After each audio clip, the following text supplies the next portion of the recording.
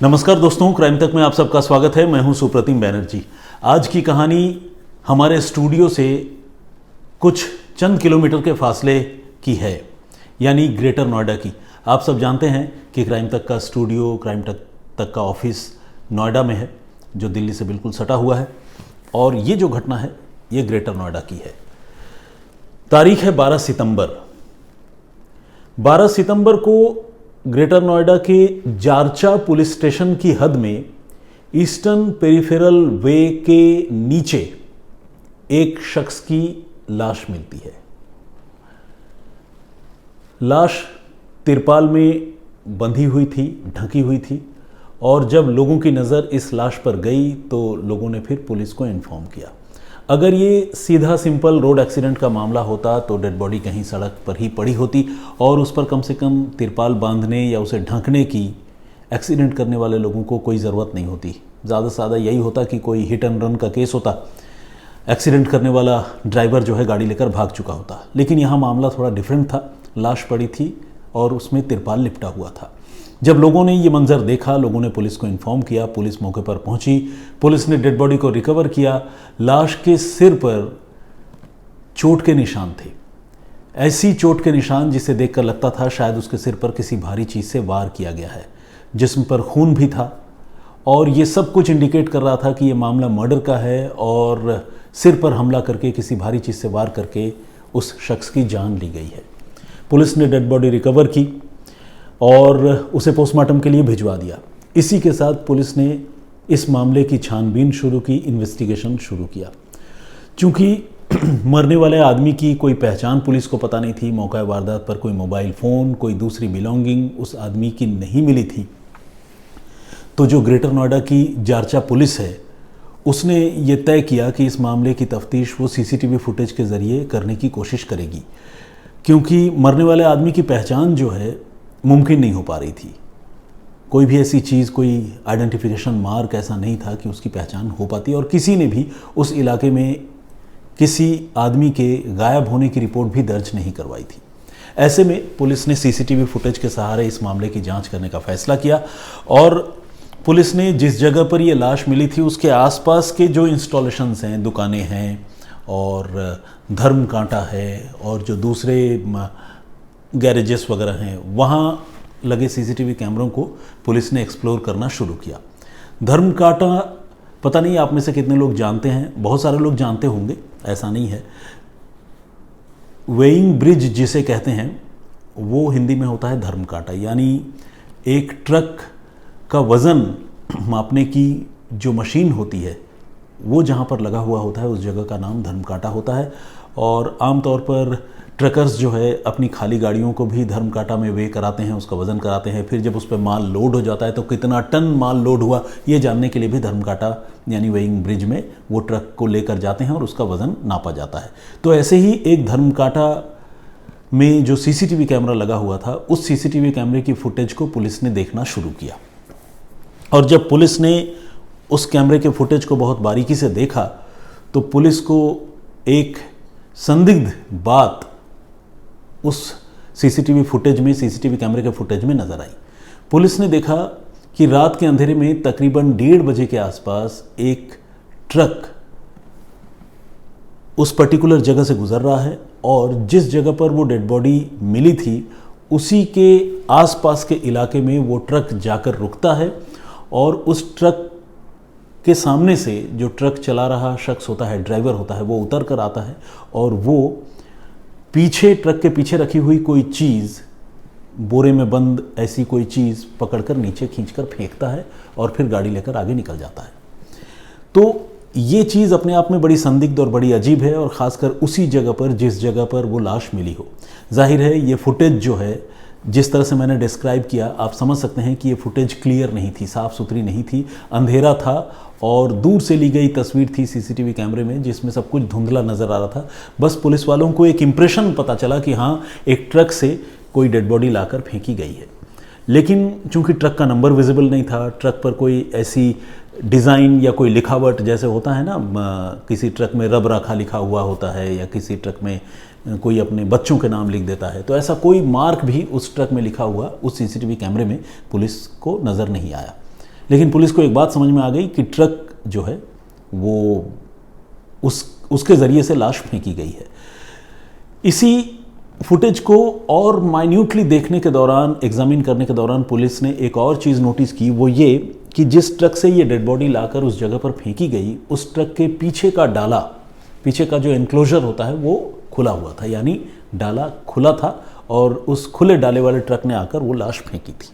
तो खैर, पुलिस को जब इतनी जानकारी या इतने क्लूज़ वहाँ से मिले तो पुलिस ने फिर आसपास के इलाके में जो दूसरे सीसीटीवी फुटेज है, जहाँ क्लीन और क्लियर इमेजेस गाड़ियों के कैद होती हैं, उन जगहों पर जाकर पुलिस ने इस ट्रक के बारे में और जानकारी जुटाने का फैसला किया।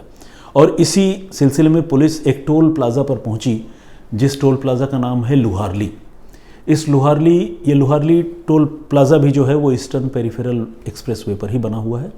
इस टोल प्लाज़ा पर पहुंचने पर जब पुलिस ने जिस वक्त ये लाश फेंकी गई थी उसके आसपास के टाइम स्पैन के सीसीटीवी फुटेज को स्कैन करना शुरू किया, तो पुलिस ने देखा कि यहाँ भी टोल प्लाज़ा से एक गाड़ी थोड़ी देर पहले निकली है और उस गाड़ी का पीछे का डाला, उस ट्रक का पीछे का डाला खुला हुआ है। तो ये अपने आप में एक बहुत बड़ा क्लू था। क्या ये वही ट्रक है जिस ट्रक से लाश फेंकी गई थी? क्योंकि जहाँ लाश फेंकी गई वहाँ पर भी जो ट्रक की तस्वीर कैद हुई थी उसमें डाला पीछे खुला हुआ था और यहाँ टोल प्लाज़ा पर भी डाला खुला हुआ है। आमतौर पर किसी भी ट्रक का ड्राइवर जो है वो डाला खोलकर गाड़ी नहीं चलाता है, खासकर जब उसे किसी लंबे सफ़र पर जाना हो। छोटे मोटे शॉर्ट डिस्टेंस में कई बार लोग लापरवाही करते हैं। तो यहाँ एक डाला खुले वाले ट्रक की तस्वीर लुहारली के टोल प्लाज़ा में कैद हुई थी। पुलिस ने इस फुटेज को जूम इन करके देखा, ट्रक की बारीकियों को अच्छी तरह से रीड किया और यहाँ तक कि उसका नंबर भी पुलिस वालों ने देख लिया, पढ़ लिया। अब जब नंबर पता चल गया तो पुलिस का आधा काम तो सॉल्व हो गया। पुलिस ने इस नंबर का जो ओनर है, ट्रक का ओनर है, उससे पुलिस ने बात की और उसको कांटेक्ट करने में पुलिस कामयाब हो गई। पुलिस ने पूछा कि तुम्हारा ट्रक कौन चलाता है, वो कहाँ होगा? तो ओनर ने बताया कि मेरे ट्रक का ड्राइवर भोलू राजपूत नाम का एक लड़का है, आप उससे बात कर सकते हैं। वो अभी तो ग्रेटर नोएडा के आसपास ही होगा क्योंकि कोई माल वाल पिक करके वो कहीं डिलीवर करने के लिए अभी गया नहीं है। पुलिस ने उसका नंबर लिया, भोलू राजपूत को लोकेट किया और पता चला कि वो ग्रेटर नोएडा में ही बादलपुर पार्किंग एक जगह है, वहाँ पर ट्रक खड़ा करके इत्मीनान से सो रहा है। जारचा पुलिस की टीम वहाँ पहुँची और उसने भोलू को पकड़ लिया। साथ ही पुलिस ने यह भी देखा कि क्या ये वही ट्रक है जिसका डाला खुला हुआ था। तो अब तो चूंकि लुहारली टोल प्लाज़ा पर बड़ी क्लीन क्लियर तस्वीर कैद हुई थी, तो उस तस्वीर से जब पुलिस ने इस ट्रक की बनावट को रिलेट करके देखा तो पुलिस ने देखा कि हाँ, ये वही ट्रक है और इसीलिए उनका इन्वेस्टिगेशन सही डायरेक्शन पर है। पुलिस को इस बात की तसल्ली हो गई, ट्रक का नंबर भी वही था। अब जब पुलिस ने भोलू से पूछताछ करनी शुरू की तो भोलू के पसीने छूटने लगे। उसने शुरू में पुलिस को बरगलाने और झूठ बोलने की कोशिश की, लेकिन जब उससे सख्ती हुई तो उसने कहा कि हाँ, रात के अंधेरे में तकरीबन 1:30 बजे के आसपास 11 और 12 सितंबर को वही था जिसने ले जाकर वो लाश ईस्टर्न पेरिफेरल वे के नीचे फेंकी थी। अब पुलिस ने पूछा कि भाई, तुमने लाश फेंकी, किसकी लाश थी, कब तुमने उसकी हत्या की? इसके जवाब में भोलू ने एक अजीब बात कही।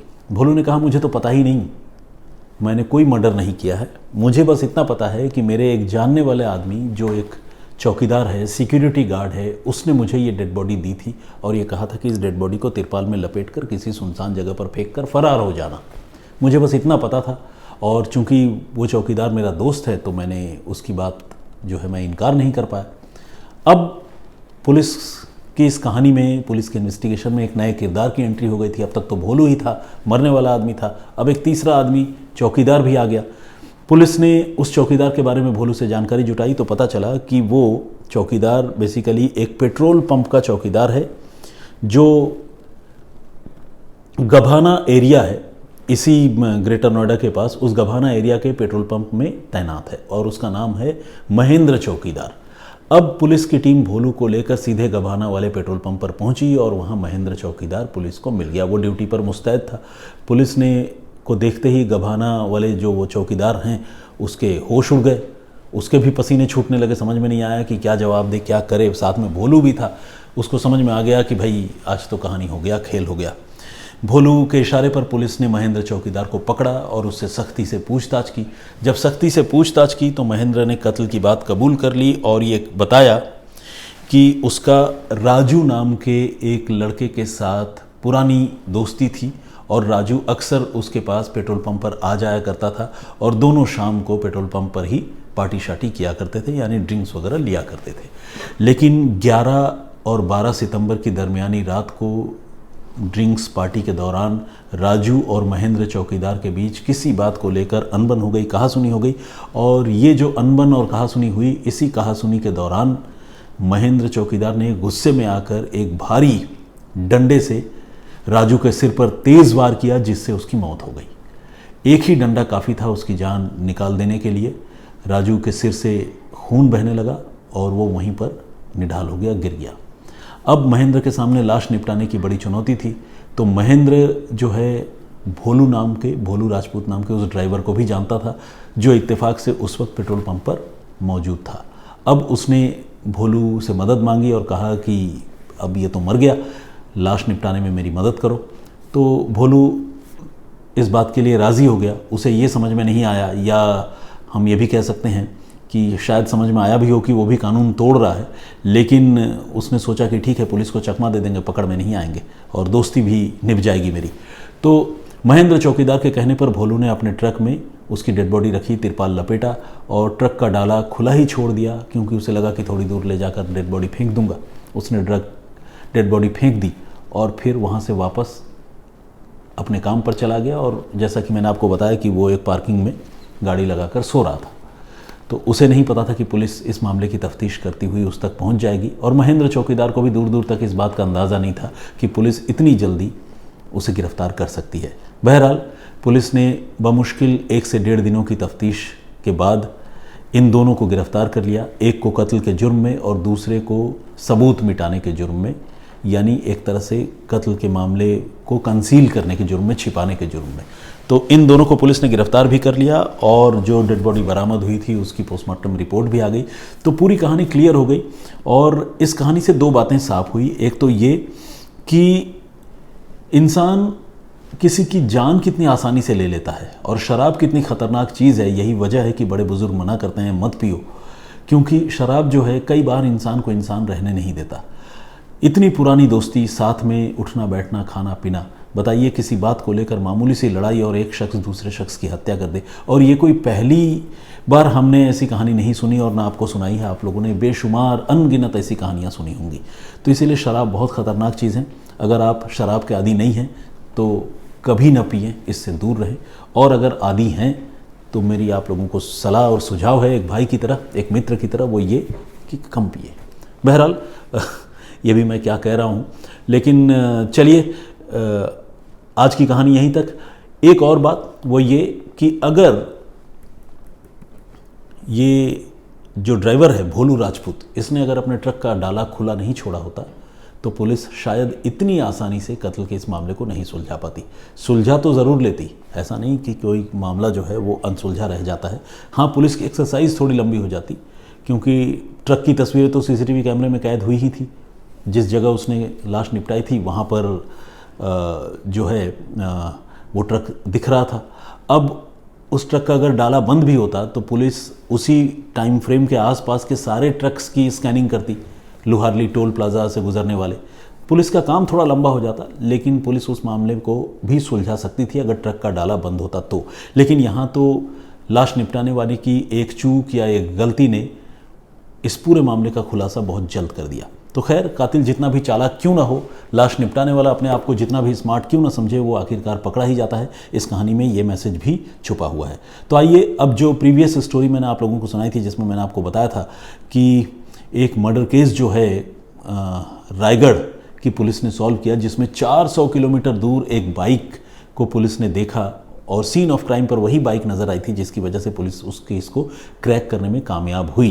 तो क्या थी वो कहानी, कैसे पुलिस ने उस मामले को सुलझाया, उस पर बहुत सारे लोगों ने कमेंट किया है और अपनी राय दी है। आप सारे लोगों का बहुत धन्यवाद। आप अगर उस कहानी को देखना और सुनना चाहते हैं तो यूट्यूब में क्राइम तक के प्लेलिस्ट में जाकर सुप्रतिम से सुनिए में उस कहानी को सर्च करके सुन सकते हैं।